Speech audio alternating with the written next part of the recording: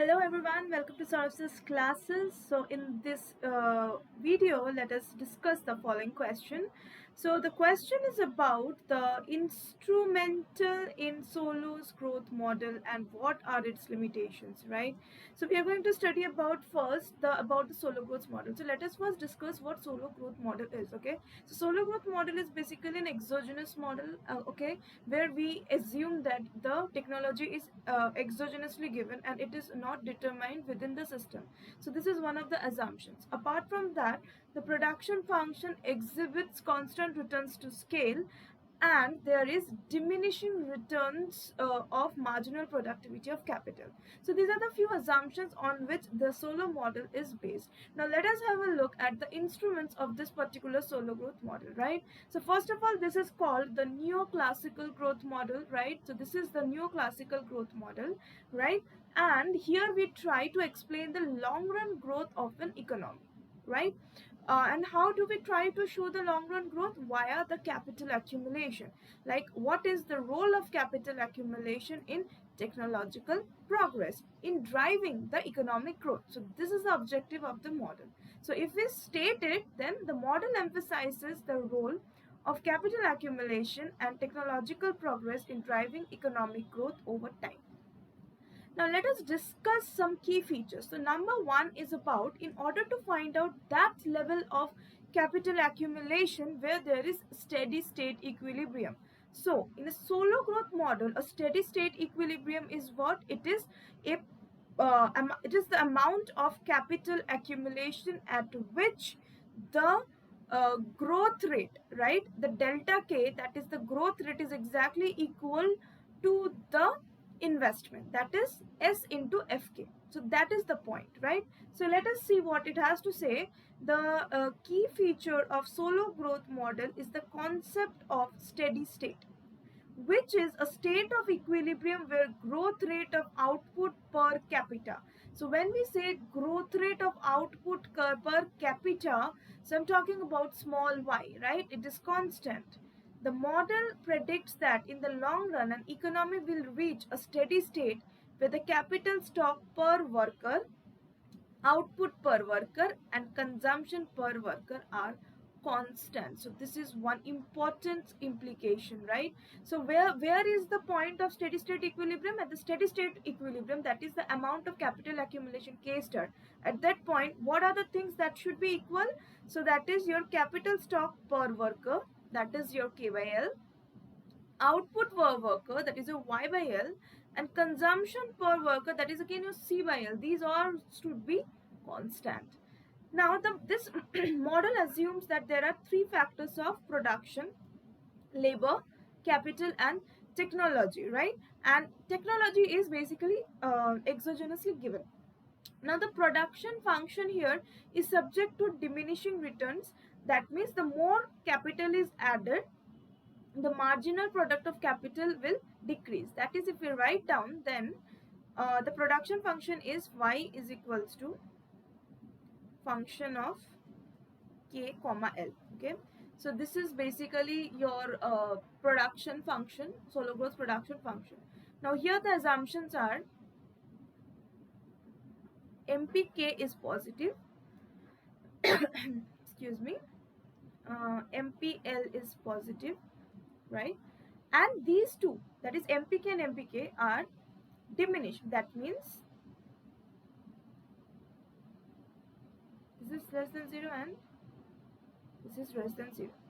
Now in this model there is constant returns to scale. Now let us try to show how can I transform this model and show a production function which is constant returns to scale, and that is what is used in order to explain the Solow growth model. Okay, so we will take this production function, correct?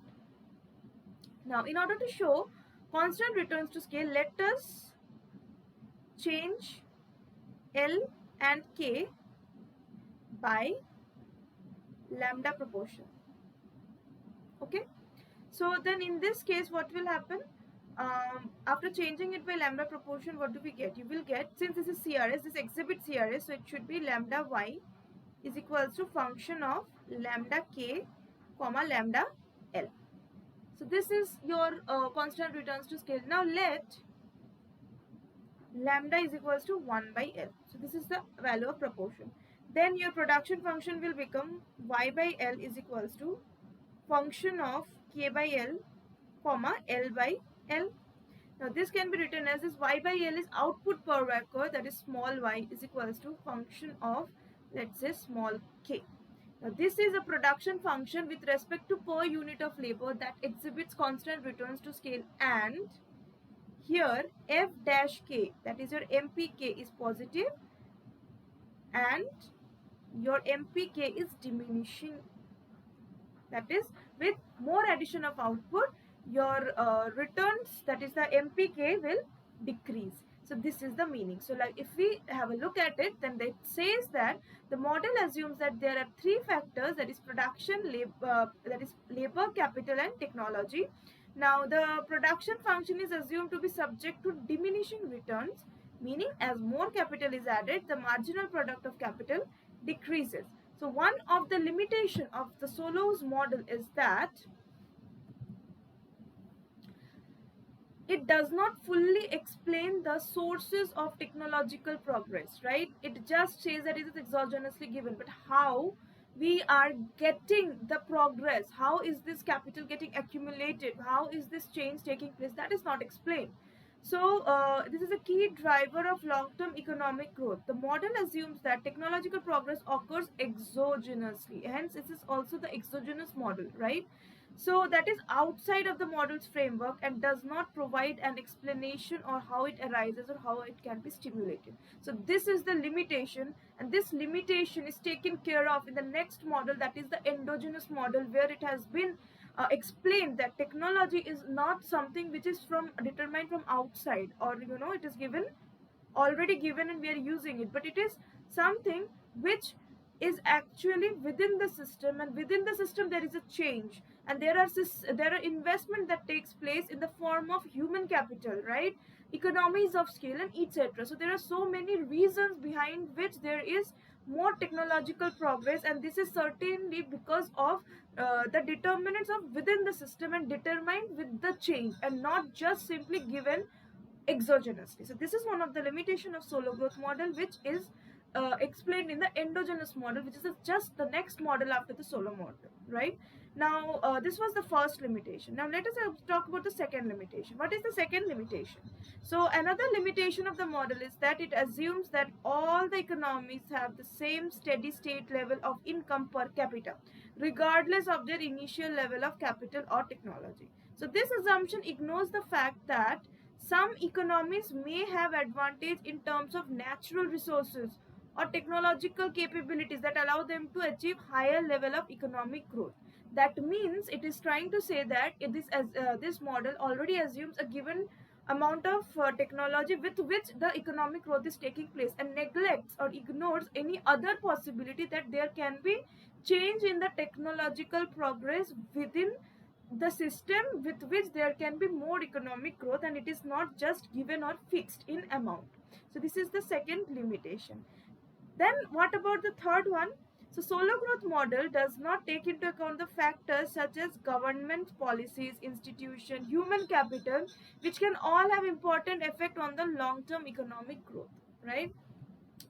So additionally, now Solow growth model does not take into account factors such as government policies, institutions and human capital, which can have important effects on the long-term economic growth. So if we conclude, then in Solow growth model, it provides a useful framework for understanding the role of capital accumulation and technological progress in driving long-term economic growth. However, the model has several limitations, including inability to fully explain the sources of technological progress and its assumption that economies have the same steady state level of per capita. So these limitations are later explained in the endogenous growth model. So that's all for this answer.